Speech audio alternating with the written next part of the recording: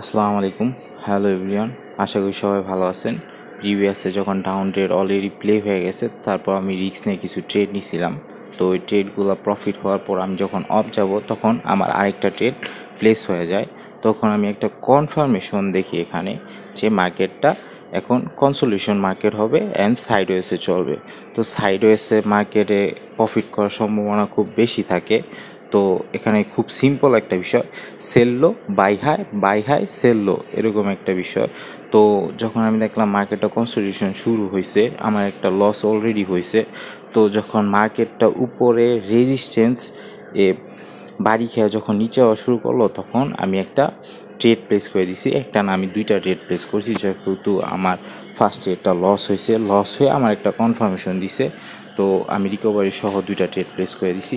এখানে দেখেন আমার নিচে সাপোর্টে বাড়ি খেয়ে মার্কেটটা এখন উপরে যাওয়া শুরু করবে। তো আমি এখানে আরও দুইটা ট্রেড প্লেস করে দিছি। সো সিম্পল বিষয়ভাবে সিম্পল ম্যাথ ইউজ করে আমি এই ট্রেডগুলো করতেছি।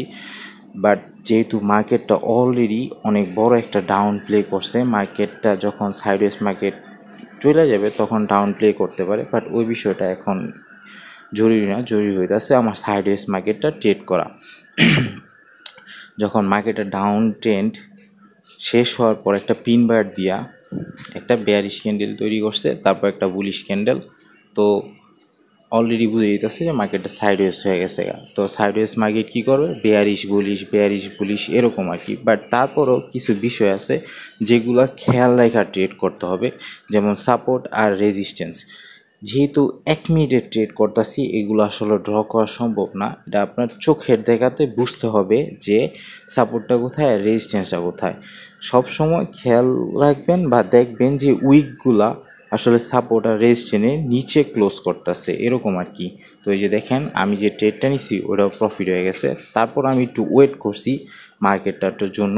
দেখেন নেক্সট ক্যান্ডেল কী করছে, একটা বুলিশ ক্যান্ডেল দেওয়ার পর আরেকটা বুলিশ ক্যান্ডেল তৈরি করতেছে। বাট এখানে একটা রেজিস্ট্যান্স অলরেডি আছে। তো রেজিস্ট্যান্স পর্যন্ত যাওয়ার পরই আমি দুইটা ট্রেড প্লেস করে দিছি।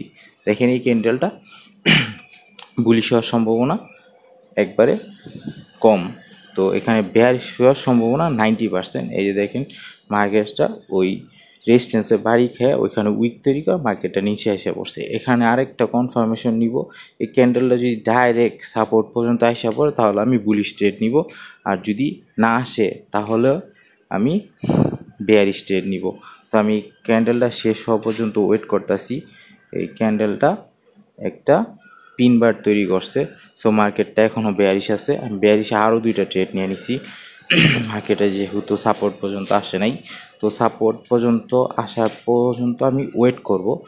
নেক্সট ক্যান্ডেলও যদি সাপোর্ট পর্যন্ত আসে তাহলে আমি আবার বাই করব। দেখি এই ক্যান্ডেলটায় কি হয়।